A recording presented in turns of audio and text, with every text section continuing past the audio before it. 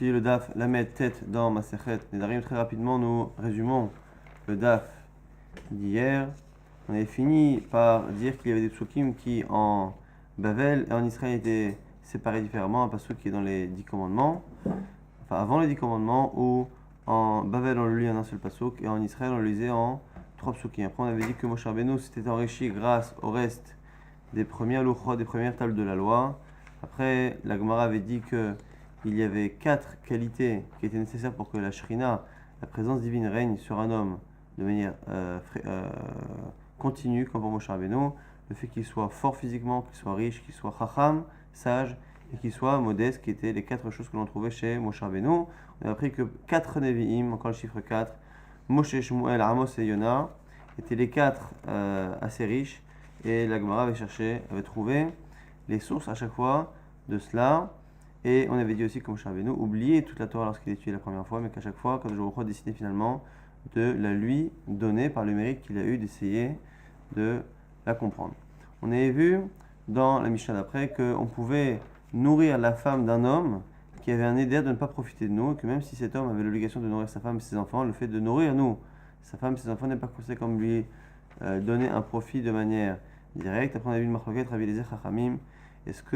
Quels sont les types de bêtes que l'on n'a pas le droit de nourrir si la personne à qui appartient la bête a un éder par rapport à nous, c'est-à-dire qu'elle ne doit pas profiter de nous. Selon Chachamim, tous les types de bêtes, selon Rabbi Eliezer, que celle que je peux manger, car celle que je peux manger qui est cachère, eh bien le fait qu'elle soit engraissée par une personne dont je n'ai pas le droit de profiter est interdit. Et Chachamim pense que même la bête qui est impure, puisque finalement en la vendant à un non-juif ou en la donnant à manger à un animal, eh bien la partie qui était engraissée finalement a été un profit plus ou moins direct que j'ai eu, mais quoi qu'il arrive, Chachamim pense que nourrir les serviteurs et les servantes d'un homme qui n'a pas le droit de profiter de moi est autorisé, car évidemment la chair de ce serviteur ne servira jamais ni directement ni indirectement. On commence la Mishnah qui est de ligne à la fin du Daf Lametret Amoudbet, Amoudar Anaa Mechavero, celui encore une fois qui a un éder par rapport à son prochain, qui ne peut pas profiter de son prochain, Venichnas Levakero, et qui va lui rendre visite parce qu'il est malade, Romed Aval Lo Yoshev. Il doit rester debout lorsqu'il fait Bikur Holim, mais il ne s'assiera pas. Umra Peo Refuat Nefesh, Aval Lo Refuat Mamon, et il le guérit en lui faisant Refuat Nefesh, si je lis au sens propre, on verra la Gemara expliquera ce que c'est, mais une refoua, une guérison de l'âme, et non une guérison d'argent. La Gemara, dans le daf d'aujourd'hui, se concentrera sur la première partie de la Mishnah, qui fait un distinguo lorsque la personne vient faire Bikur Cholim entre l'autorisation de le faire debout, mais pas de le faire de manière assise. Et la Gemara tout de suite pose la question qu'on pose quasiment à chaque fois sur ces Mishnayot-là, où le Lachon Amouda Mechavero, celui qui est en éder par rapport à l'autre, on a toujours du mal à savoir qui est en éder par rapport à qui. Il y en a toujours un qui est interdit par rapport à l'autre, mais on ne sait pas exactement lequel. Alors, Ben Yaskina, la Gemara pose la question, de quel cas parle-t-on? Si tu veux me dire que c'est un cas où c'est le malade qui a interdiction de profiter de celui qui lui rend visite. Donc le malade n'a pas le droit de profiter et on nous dit que malgré tout, il a le droit de faire Bikur Cholim debout. Pourquoi il aurait le droit de faire Bikur Cholim? Parce qu'on part du principe que le fait que la personne vienne faire une mitzvah, la mitzvah n'est pas considérée comme étant un profit. Alors on m'a dit, si c'est ça, si tu considères que le cholé, le malade, qui ne doit pas profiter de l'autre, peut profiter de sa visite, puisque c'est une mitzvah, à ce moment-là, tu devrais autoriser à Philo Yeshev Nami, même lorsqu'il est assis, qu'est-ce que ça change? Puisque finalement, il fait une mitzvah debout, il fait une mitzvah assise. Et si tu veux me dire que c'est l'inverse, si tu dis que non, c'est ce qui appartient au malade qui est interdit par rapport à celui qui rend visite, donc c'est celui qui rend visite, qui est en situation d'interdiction par rapport à l'autre, et qui n'a pas le droit de profiter de lui. Eh bien, s'il n'a pas le droit de profiter de lui, il n'a pas le droit de profiter de sa chaise, s'asseoir, mais il n'a pas le droit de profiter non plus de son salon, du toit, de la climatisation en période de canicule. Donc il n'a pas le droit. À philo en menamilo, on devrait interdire à la fois d'être debout. Donc du coup, on ne comprend pas ici. Quoi qu'il arrive, la distinction entre le fait d'être debout et assis, on ne comprend pas. Si on imagine que c'est le malade qui n'a pas le droit de profiter, mais que parce que c'est une mitzvah, il a le droit, on devrait autoriser à ce moment-là même lorsqu'il est assis. Si on part du principe que c'est celui qui rend visite qui est interdit, on devrait à ce moment-là interdire, même donc soit tout autoriser, soit tout interdire. Et ici, on aura 3 réponses à la Gemara. Amar Shmuel, Le'olam benir semevaker asurim al chole, on en revient et dit que c'est bien le malade qui n'a pas le droit de profiter de l'autre. Ah, alors pourquoi tu fais une distinction? On a dit que normalement, si c'est une mitzvah, on ne considère pas que la mitzvah est un profit. La Gemara dit quoi?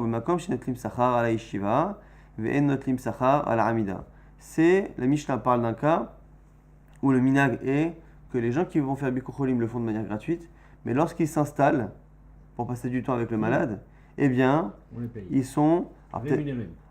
rémunérés ou on va dire, comment dire, compensés de la perte éventuelle peut-être du temps que ça a pris, si c'est en journée, par rapport au travail. En tout cas, ils reçoivent plus ou moins un sachar. Et donc c'est pour cela que puisque le fait de faire Bikur Cholim, d'aller visiter un malade debout, est une mitzvah qui en général est gratuite, et bien du coup on peut le faire même si la personne, le malade, ne peut pas profiter de moi. Si par contre le fait de m'asseoir normalement, eh bien occasionne des frais pour celui qui est visité et que je ne lui fais pas payer, ben, je lui fais un profit qui rentre dans l'interdit du neder. La Gemara dit Maï Pascal, pourquoi tu détermines comme ça que c'est trop facile? À chaque fois que tu as une Mishnah qui te dérange, tu dis ben, en fait le minag là-bas, on n'a qu'à dire que c'est un cas où le minag était que ça c'est payant, ça c'est pas payant. C'est trop facile de dire ça.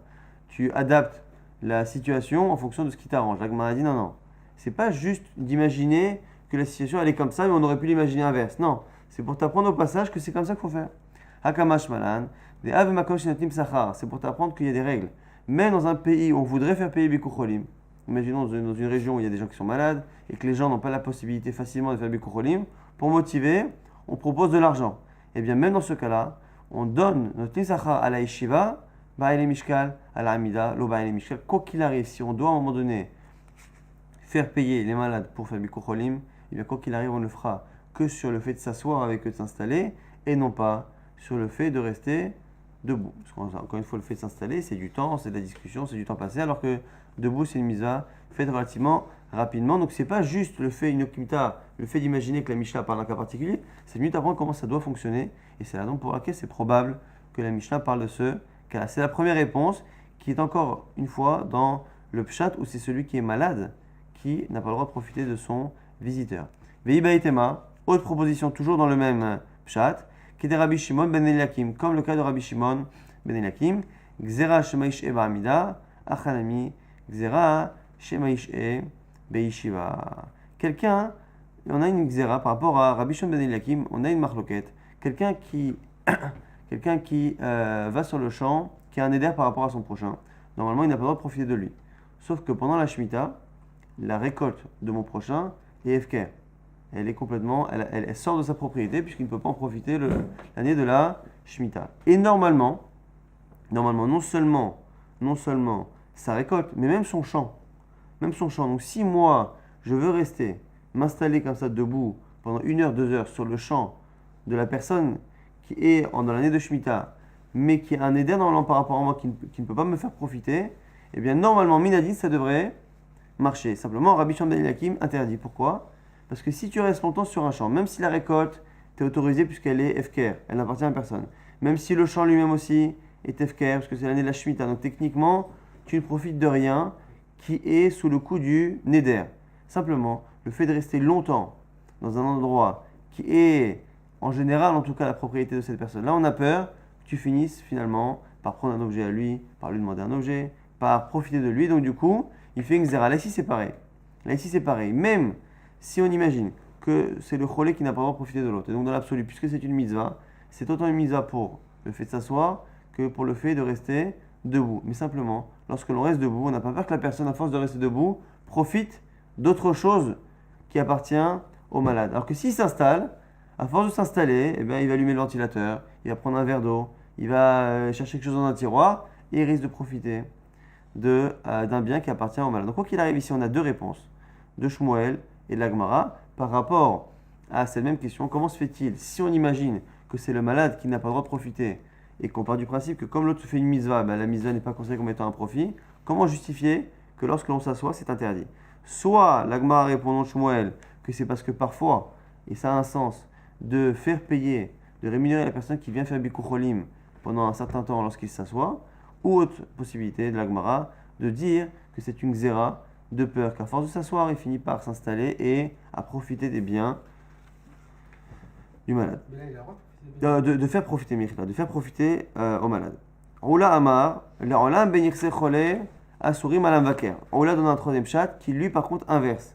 Part du principe que là, la réponse de la Gemara par rapport à la Mishnah est de dire que c'est celui qui rend visite qui n'a pas le droit de profiter du malade. Et alors c'est quoi le éther? Pourquoi finalement on l'autorise debout et pas assis? Là-bas la question on avait dit mais si c'est ça, si celui qui rend visite n'a pas le droit de profiter, eh bien il n'a pas le droit de profiter à la fois d'être assis, à la fois d'être debout. La Gemara dit ou kegon de lo adre min hayute. La Gemara dit c'est parce qu'on imagine que la personne lorsqu'elle a fait neder, en général, lorsqu'une personne a un interdit de profiter de l'autre, c'est souvent l'autre personne qui a fait ce neder.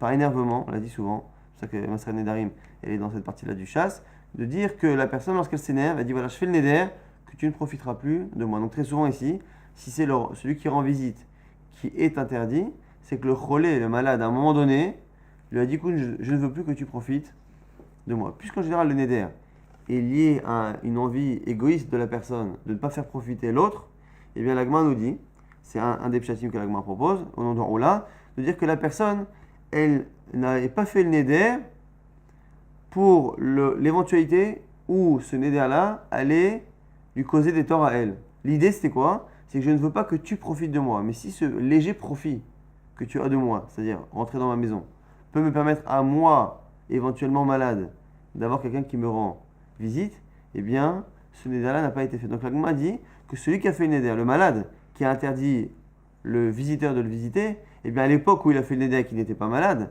eh bien, il n'est sûrement pas fait le neder avec l'idée que si un jour ce neder-là allait lui empêcher de profiter de l'autre, ça allait marcher. Donc du coup, c'est la raison pour laquelle il y a une autorisation. L'Agma dit, alors si c'est ça, autorise aussi assis. Puisque tu pars du principe que le type qui a fait un neder en disant je ne veux pas que tu profites de moi, eh bien, il n'avait sûrement pas imaginé qu'un jour ce neder-là allait lui poser un problème par rapport à une éventuelle maladie, à une envie d'être visité. Eh bien, si c'est ça, autorise debout, autorise assis. La Gemara dit non, Afshar Baramida. C'est parce que tu peux le faire debout. Cette autorisation-là ne vient autoriser que le minimum de ce qui peut, moi, celui qui a fait le neder, eh bien, avoir besoin. Moi qui fais le neder, je ne veux pas un jour qu'un profit que j'interdis à l'autre finisse par me causer un tort à moi. Or, dès que la personne peut rentrer dans ma maison, même debout, faire bikur cholim, eh bien, j'ai la possibilité d'avoir ce que je veux.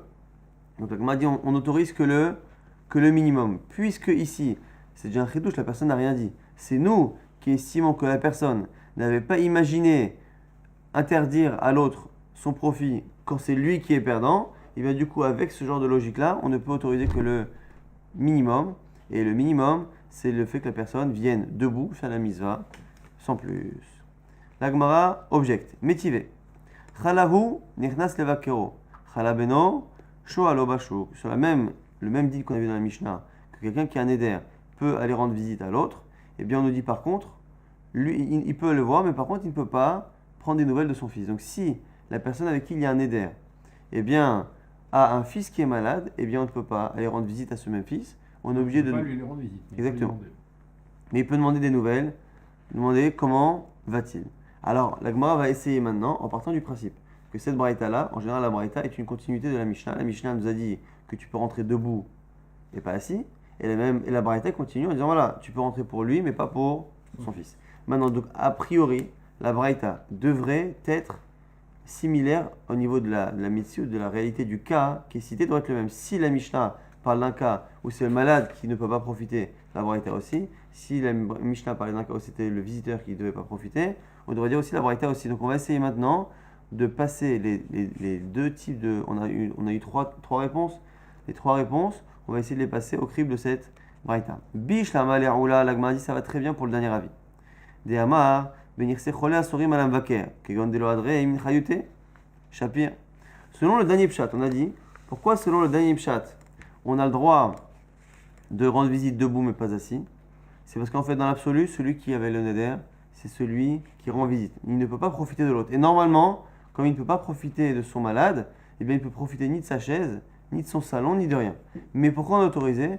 Parce que nous, on part du principe que le malade, lorsqu'il a fait le neder, eh bien, il n'a pas voulu faire le neder dans le cas où c'est lui qui serait perdant. Alors là, si c'est ça, on peut comprendre la différence entre lui et son fils. C'est-à-dire que lui, égoïstement, eh bien, il fait un neder par rapport à l'autre, mais qui ne veut pas que ce neder-là lui empêche lui d'avoir un visiteur, mais il n'a pas forcément pensé la même chose pour une autre personne qui est son fils. Et donc on peut comprendre du coup, selon cette logique, si on dit que le neder est autorisé, enfin la visite est autorisée debout, justement parce qu'on imagine que la personne malade avait enlevé cette éventualité-là de sa tête, on peut comprendre qu'elle le fasse pour lui, mais pas pour son fils.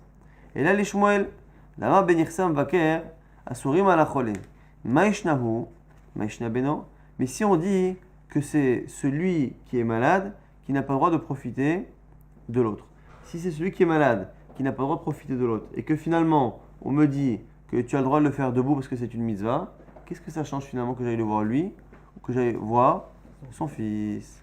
Tellement la question est forte que la Gemara accepte la question. Amarlach, Shmuel te répondrait, Matnitin, Beshenir se amevaker, Asurim alachole, Braïta, Benir se chole, Asurim alavaker. On fait sauter ce que j'ai dit tout à l'heure, qu'à la base, on préférerait dire que la Braïta et la Mishnah parlent du même cas. Mais finalement, comme Shmuel préfère dire que la Mishnah continue de parler du cas où c'est le malade qui n'a pas le droit de profiter, mais que la Braïta a l'air d'être de manière obligatoire un cas où c'est celui qui rend visite qui n'a pas le droit de profiter, et bien du coup, nous dirait Shmuel, la Gemara répond à sa place, et bien nous dirait Shmuel que effectivement, la Braïta parle du cas que Oula parle, simplement là où Oula a donné ce cas-là dans la Mishnah, moi je ne suis pas d'accord. Donc Oula a dit que dans la Mishnah, c'était le visiteur qui était interdit de profit. Moi je ne suis pas d'accord. Dans la Mishnah, c'est pas le visiteur, c'est le malade. Par contre, ce pshat-là du visiteur malade, c'est le pshat qu'il y a dans la Braïta. La Gemara dit, il passe qu'à. La Gemara dit, attends, mais pourquoi Shmuel se permet-il de faire un pshat différent dans la Braïta plutôt que dans la Mishnah? Si en plus tu le fais dans la Braïta, fais-le dans la Mishnah pour avoir au moins une possibilité d'avoir quelque chose qui est homogène. Amarava, Rava répond à sa place. Shmuel maknitin kashite, maïria detaner omed, aval lo yoshev. Qu'est-ce qui le gêne? Shmuel, c'est le distinguo entre le fait d'être debout et le fait d'être assis. C'est vrai que tout à l'heure, lorsqu'on a expliqué que selon Oula, la personne qui était interdite dans la Mishnah, c'était celui qui visitait. Le visiteur est interdit. Comme il est interdit, eh bien normalement tout devrait être interdit. Mais comme on imagine que le malade, lorsqu'il a voulu à l'époque interdire le profit à son futur visiteur, eh bien on indique qu'il n'a pas imaginé qu'un jour ça allait lui poser problème, eh bien on se dit que la personne l'autorise à venir rendre visite. Mais seulement debout. Alors pourquoi debout on a dit? Parce que c'est le minimum de la mitzvah, c'est debout. Alors ça, c'est ce distinguo-là entre debout et assis, en disant que comme le minimum de la mitzvah, il est debout, Shmuel n'est pas d'accord. Pourquoi? Parce que c'est pas évident, et en plus, Bikur Cholim fait debout et Bikur Cholim fait assis, n'a pas le même goût, et n'apporte pas le même réconfort à la personne. La preuve, on avait dit, c'est que pour un Bikur Cholim debout, on ne paye jamais, et pour un Bikur Cholim assis, il y a de fortes raisons de rémunérer la personne, ce qui veut dire qu'à la fois il y a un dérangement chez le visiteur, mais à la fois aussi il y a un profit qui est plus grand chez la personne qui est visitée. Donc c'est la raison pour laquelle Shmuel, qui fait une distinction entre la valeur de ce qu'il y a debout et assis, ne veut pas accepter de dire que la personne, lorsqu'elle avait fait ce neder-là, et qu'elle avait exclu ce qui l'arrangerait, elle avait exclu que la position debout et pas la position assise. Encore une fois, Shmuel, selon sa chita particulière qui pense que l'on paye pour un Bikur Cholim assis et pas debout, lui-même te dit, si on paye pour un Bikur Cholim assis, c'est que ça a une plus grande valeur. Donc si on commence à dire que le malade avait exclu ce qui l'arrange, eh bien, il avait exclu à la fois la position debout, qui l'arrange un peu, et la position assise aussi, qui l'arrange beaucoup, puisque finalement, il a un Bikur Cholim qui serait même éventuellement sujet à rémunération. Donc c'est la raison pour laquelle, même si l'idée de Roula, de principe de dire qu'on peut parler en général d'un neder où c'est le visiteur qui est interdit, dans le cas où on fait une distinction entre le assis, eh bien Shmuel n'est pas d'accord. Donc c'est la raison pour laquelle Shmuel va être d'accord avec cette idée-là dans la Braïta, mais pas dans la Mishnah, parce que dans la Mishnah, on est obligé de faire un chilouk entre le fait d'être debout assis. Donc finalement, si on récapitule, on a une Braïta sur laquelle on a un distinguo entre le père et le fils. Eh bien, le distinguo entre le père et le fils parle forcément du cas où c'est le visiteur qui est interdit par rapport au malade. Par contre, dans le cas où c'est le malade qui est interdit, il n'y a pas de raison de faire une différence entre le père et le fils. Par contre, lorsqu'on fait une distinction entre debout et assis, on a deux pshatim. On la pense encore une fois, c'est toujours sur le cas où c'est le visiteur qui est interdit. Donc selon Ola, quand le visiteur n'a pas le droit de profiter du malade, il peut rendre visite à lui et pas à son fils, et il peut rendre visite debout mais pas assis. Parce qu'on pense que la Mishnah et la Braïta parlent d'un cas où c'est le visiteur qui est interdit. Selon Shmuel, on a dit non. La Braïta qui fait la distinction entre le père et le fils, effectivement, parle du cas où c'est le visiteur qui est interdit. Par contre, la distinction debout assis est dans un cas où c'est le malade qui n'a pas le droit de profiter. Et pourquoi le malade qui n'aurait pas le droit de profiter, mais que parce que c'est une mise en lettre, profiter de la position debout de son visiteur. Pourquoi finalement assis? Non. Soit parce qu'en général, eh bien, la position assise est un bikucholim qui est plus long et qui crée finalement un dommage à la personne qui vient et qui donne plus de profit à celle qui reçoit et donc qui est sujet à rémunération et donc à un profit qui est interdit pour le malade en tant que néder. Ou sinon, c'est une xéra de chachamim de peur que s'ils resteront longtemps ensemble, eh bien, celui qui m'évacuait, au début il prend des nouvelles, après lorsqu'il est assis, il prend des nouvelles, il lui apporte un verre d'eau, il lui donne un médicament, il lui fait quelque chose, on a peur qu'à un moment donné, le malade profite de sa personne, duquel il est mouda ba'ana. On avance et la Gemara nous dit Amaresh Lakish, Remez Evikochol Minatora Minain. D'où la Torah nous donne une allusion, non pas une preuve, mais une allusion, juste un remez, à Bikocholim, à la misva de visiter un malade. Chez Neymar, c'est marqué dans Bamidbar, on l'a lu dans Parashat Korach il n'y a pas longtemps. Imkemot kol ha'adam yimutun. Et les ufkudat kol ha'adam yipaked alehem. Si ces gens-là, lorsque Moshe Rabbeinu veut prouver au Ham Israël que la Hada de Korach est en tort, eh bien Moshe Rabbeinu demande à ce que la Hada de Korach ne meure pas naturellement pour que le Ham Israël puisse voir ce qui douche Hachem, de voir que celui qui n'est pas d'accord avec Hachem eh bien, est puni tout de suite et que ça, au final, ça montre que Moshe Rabbeinu n'a pas inventé. Tout ce qu'il a dit, c'est à la rote et le fait que Aaron HaKohen soit Kohen Gadol. Il a dit, s'il meurt d'une mort normale, et on va parler ici de Pkudat Kol Adam. Alors, Pkudat Kol Adam, c'est le fait de se souvenir ou d'être souvenu comme n'importe quel homme. Et bien à ce moment-là, le Hachem Shelachani, ce sera une preuve que c'est pas Hachem qui m'a envoyé. Alors, m'a dit, Maï Mashmar, ça veut dire quoi cette phrase? Amarava, Im Kimot Kol Adam Yimutun Elle, Shen Cholim ou Mutalim Bari Satan.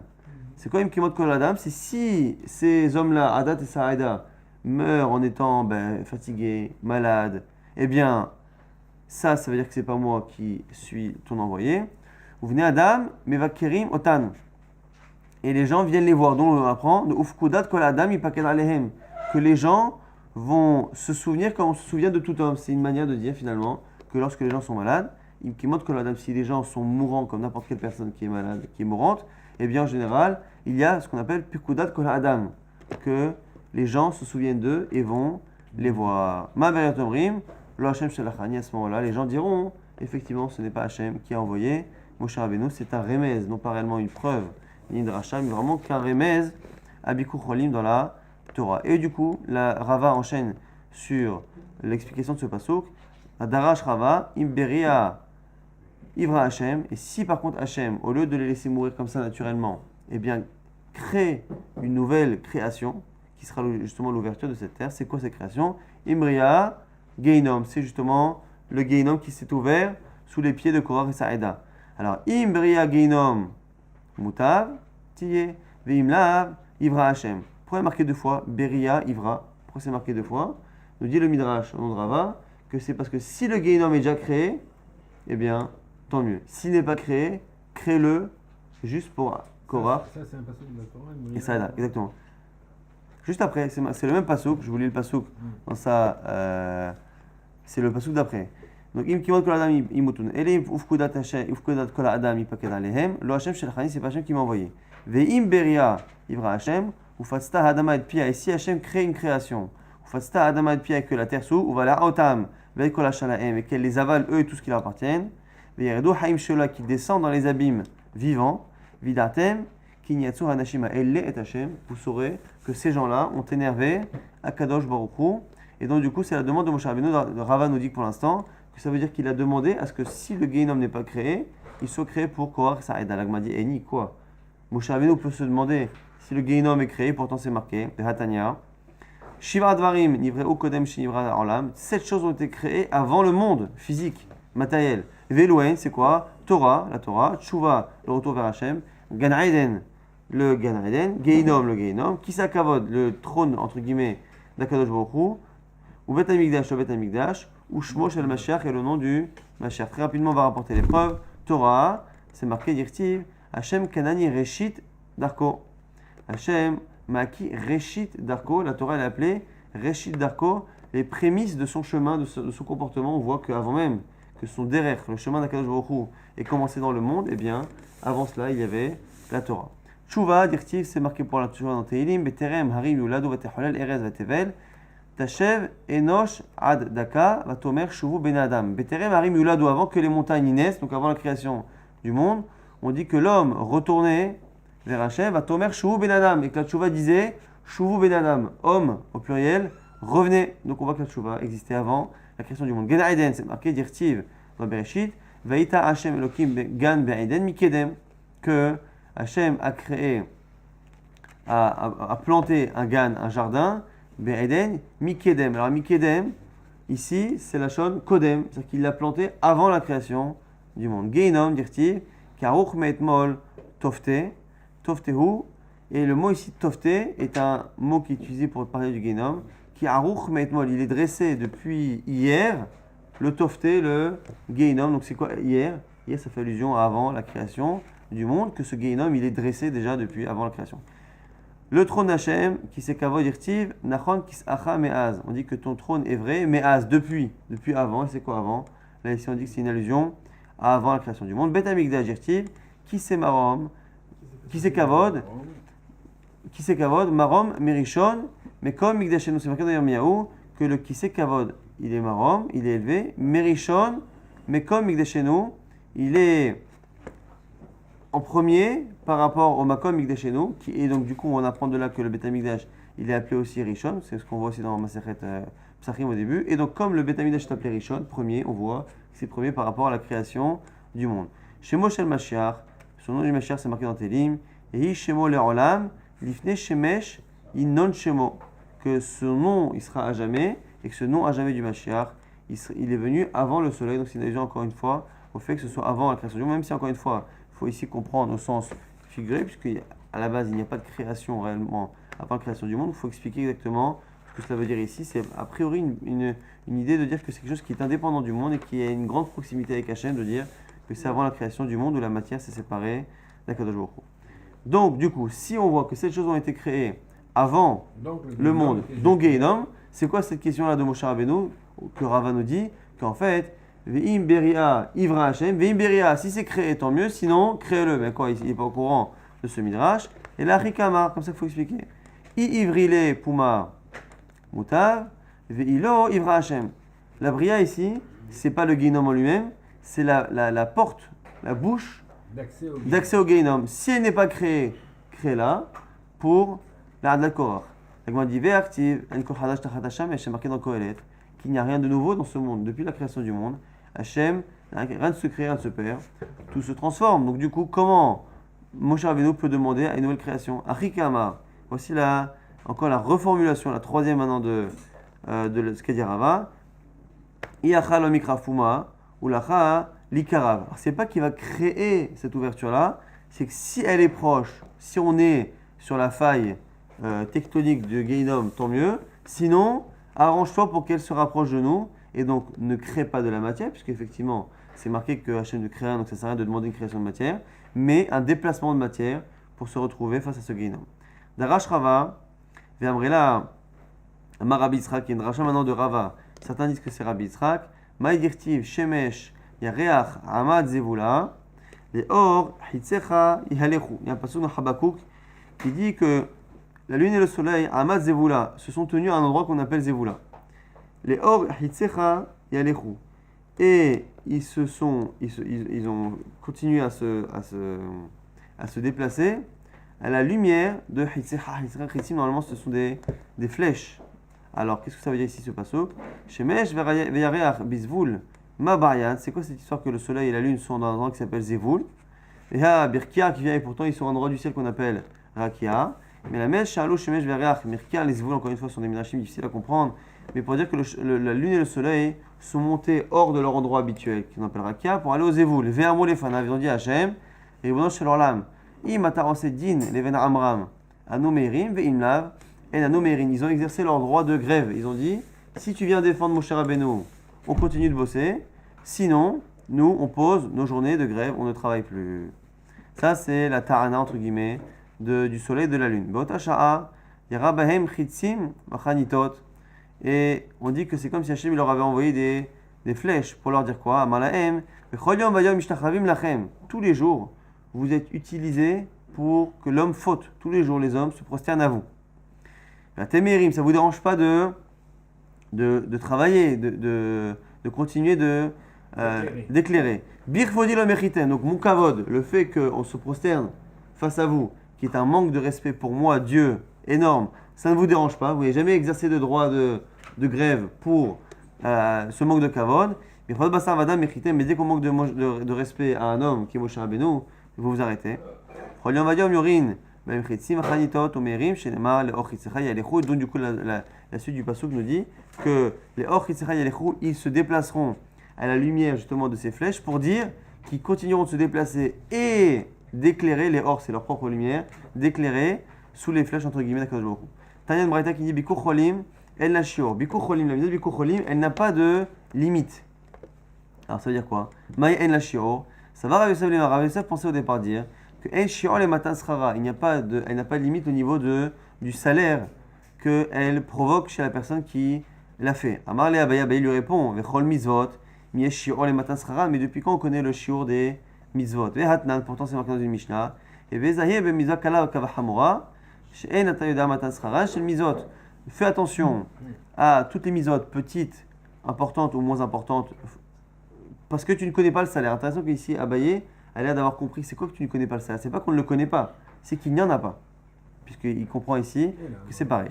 Et là, Marabaya répond, à ce moment-là, donne une autre réponse. Afilou gadol et katan. C'est quoi qu'il n'y a pas de quantité? C'est que même quelqu'un d'important va avoir quelqu'un de moins important. Même un vieux qui rend visite à un jeune. Même quelqu'un d'important de Chachou va avoir quelqu'un qui ne l'est pas. Ravama, Afilou mea permis mayom. Rava dit aussi un autre pshat, c'est qu'il n'y a pas de limite dans la quantité, dans le nombre de fois où on peut aller visiter un malade, même 100 fois dans la même journée.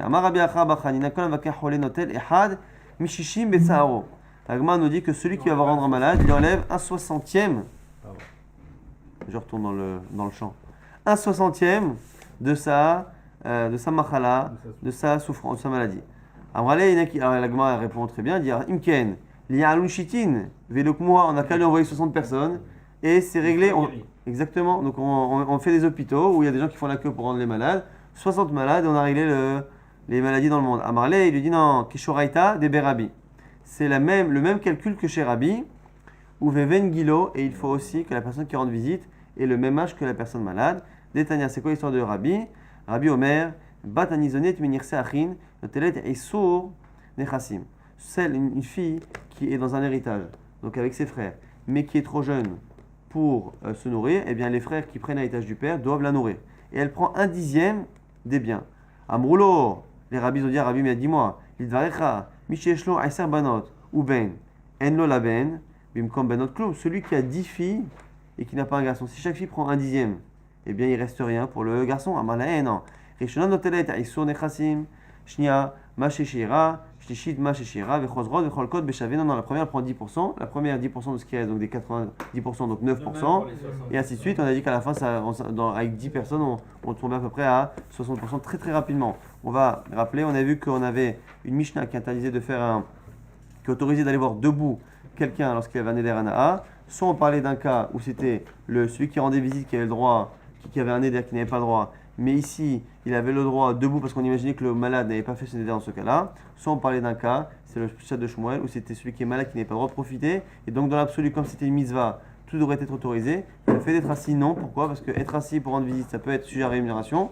Ou soit le fait d'être assis peut entraîner à un moment donné que la personne qui rend visite crée un profit chez l'autre. On a vu au final l'importance du bikur cholim qui a enlevé 1/60, mais 1/60 à chaque fois de ce qui reste de la maladie de la personne. On a vu que le remez, l'allusion à cette mitzvah-là était dans l'histoire de Korach. On a vu qu'il y avait cette chose qui était créée avant la création du monde, la Torah, la Tchouva, Gan Eden, Geinom, le trône à Kadosh Baruch Hu, le Beth Amikdash et le nom du Mashiach.